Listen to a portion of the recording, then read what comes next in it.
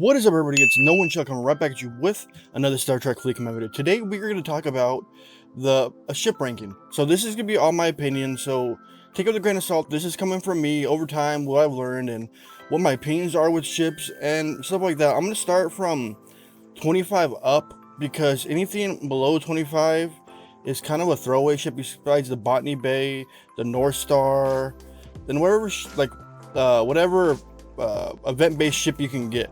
But those are always going to be good. So if you look at the North Stars, we'll go over right now. So these are all your beginner ships. The Jellyfish is a good one to get originally. I remember I got it. It was amazing. It was awesome to have at a lower level. Made you feel OP at that level, for real. And then the Franklin, of course, Franklin and Botany Bay are both the event-based ships. You need both of them for the events that you get once per week or once per month or however it goes. Those are needed, especially the Franklin. The Franklin is very versatile, but these two are what they call one-trick ponies. They only have one ability, and that's it. The Botany Bay, it's good at mining, and it has a good, decent cargo, so it could be good at raiding at lower levels. And the Franklin is only meant for killing Swarm. And the Swarm pay out handsomely when you do your refine every day on them. It helps you a lot, and especially with the Swarm Sundays and when they bring Swarm events back, it's awesome. Those two always have in your arsenal. And then we get down to North Star, good one to have. It has a good warp range when you get up to tier 8. It has warp 40. And then we got the Devore. Meh. Everyone knows the opinion on the Devore. It's kind of like one of those, if you're a free-to-play player and you can get your hands on it, and then mine the Latinum to have some Latinum in your bank. It helps out for the free-to-play players, but it's gruelingly hard. And then, so, I want to not look at the Vidar just yet, or the Horizon. So we're going to look at the D3, the Mayflower, and the Legionary. So my opinion on all three at that level, don't get them. Don't get them. And get, let's go back, the Vidar. And you're asking why get the Vidar. This little ship is not meant for just board probes. This little ship is a versatile ship that is good at PvE, PvP, has phenomenal speed, has a phenomenal cargo hold for that level.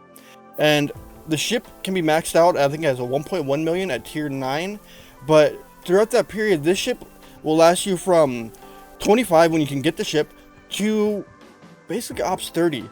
Because it is in that range of a ship. It's an awesome one to have. So if you're just getting 25 and you can get the Vidar, get it. Don't get the Franklin, don't get the Mayflower, don't get the Legionary. Skip them. Stay with the Mayflower. And then when you decide your factions, we go to the tier 2 faction ships. So we're looking at the Bortus, the Saladin, and the Centurion. Which faction would I go for, and which one would I choose for my tier 2 faction battleship or faction ship?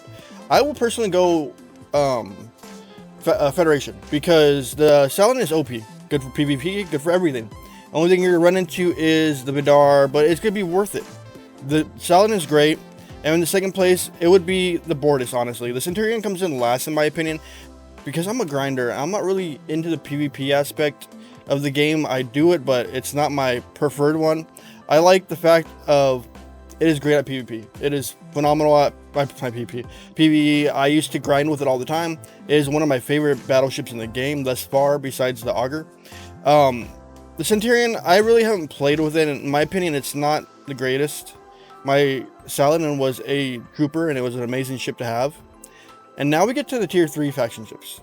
So, we look at the Brel, my favorite already, the Intrepid, and the Gladius. Which would I go at this route? If you're focused on Fed and Klingon, I would preferably go get the Brel. The Brel is a amazing, it is hands-on amazing. I've killed jellyfishes with it, black jellyfishes with it, numerous ships. It was a good grinder, and plus its PvP or PvE ability, if we look at it, is cloaking system. When fighting hostiles for the first round of combat, the Brel decreases opponent's ship armor piercing shield base gets mitigation by 15%. And that goes up as it tiers up. So that's why I love it. And then if we look at the garbage ship, this ship is garbage. I wouldn't get it. Skip it. Don't even touch it. It's plain and simple, like complete and utter garbage. Never get the ship. Unless you're a ship collector, get it later on the line. Don't waste your resources on it. Save your ore for something better. So The Intrepid's ability is when fighting hostiles, the USS Intrepid decreases the armor. So its mitigation goes up. Yeah, it's cool, but Nah, I'd rather have the Gladius or the Burrell any day.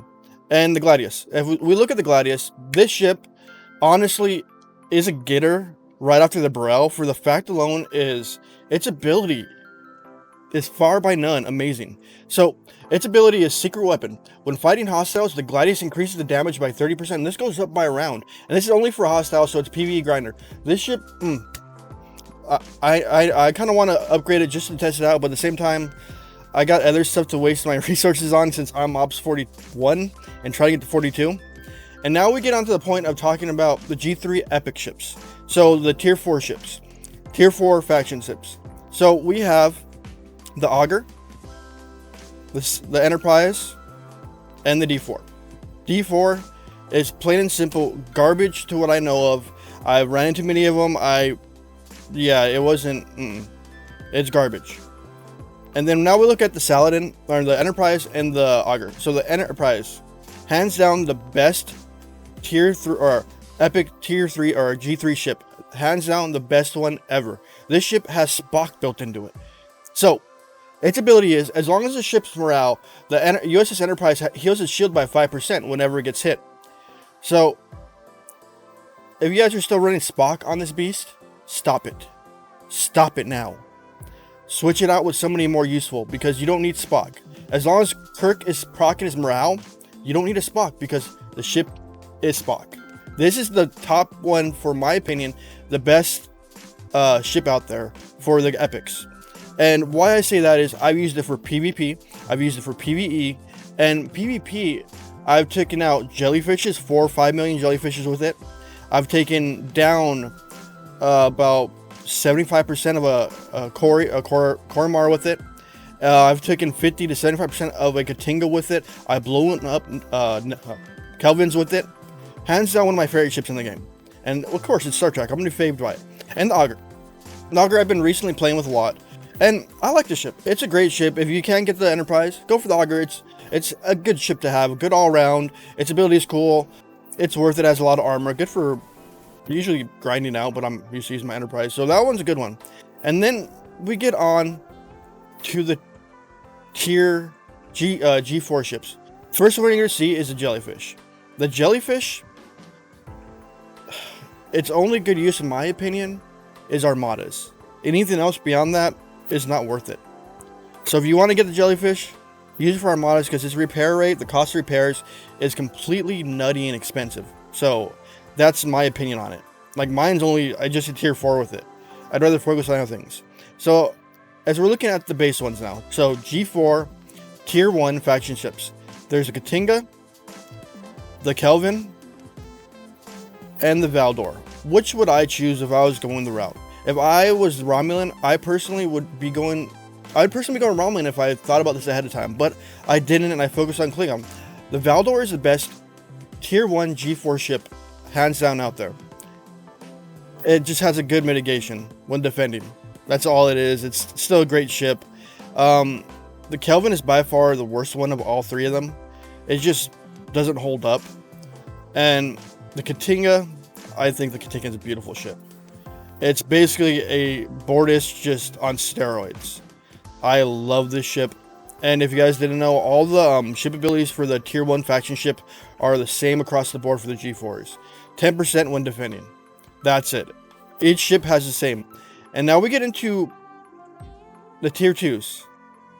The Coroner, the Newton, and the Pilum. From my research of what I've heard from Scott and from a few others, the Pilum is hands down the best one out of all three of them.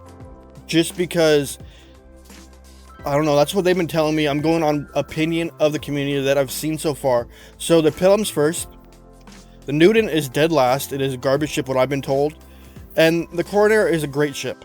All three of those have 10% toward hostile loot, which is hands down cool as heck. And now we get into the point of epics.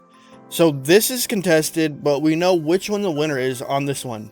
But the Hector and the Enterprise A are basically at a tie. We haven't really seen many battles with them. We got to see that out. I'm not sure on those, but hands down so far, the Tribune is the winner of the tier 4 or tier 3 epic G4 ships. Why is that? At one point in the battle, these things shoot 22 shots per round. I think Skaz is like 20 million or 30 million already, the ship. It is big as a station. It's bigger than a station. It is a beast. And at one point, it shoots 22 shots per round. Because its ability, it's called Fire Barrage.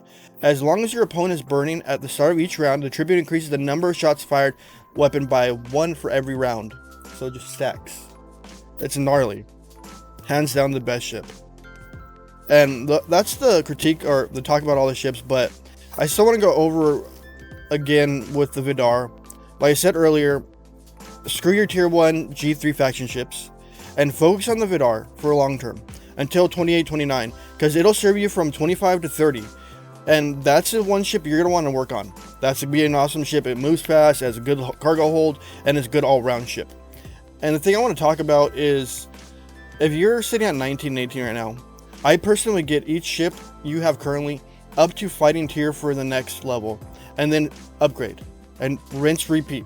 Screw some buildings, skip some buildings here 25. I know people say don't rush, but with all the events coming out and everything coming out there right now, and from the past, it's saying you got to be 25 minimum to these events. Don't screw yourself out and lose out on these rewards. So get up there as fast as you can. 25 is probably easier now than ever it was to get to versus what it was in the past, where it was a struggle. But that's my advice. If you can get to 25 as soon as possible, get the Vidar, I highly suggest it. Alright guys, remember to hit the like, the subscribe button, the bell notification down below. Don't forget to join my Discord, link is down below. And if you hit that see more button, there's a donation link if you want to donate. You guys don't have to. And if you go down to that fancy little join button, or it looks like cash symbol on some devices, you can become a member for either $2, $5, $10, or $20 a month. And you get a special green tag in live chats for YouTube. And you get a special green tag in my Discord, as long as you're attach your YouTube to the Discord, as long as you're in the settings of Discord and you attach it in the connections. And help my channel out. If you're running an ad blocker and you want to help support my channel, just drop the $2 sub, because you guys are skipping ads from these ad blockers and it's not helping out at all. It'd be grateful. Alright guys, remember to have a wonderful day. If you get mad, sad, or any negative emotion, bubble up and take a break, because it's not worth the time of getting angry over the game. This game is not worth the mental stress. Just stay positive, people. Have a wonderful day.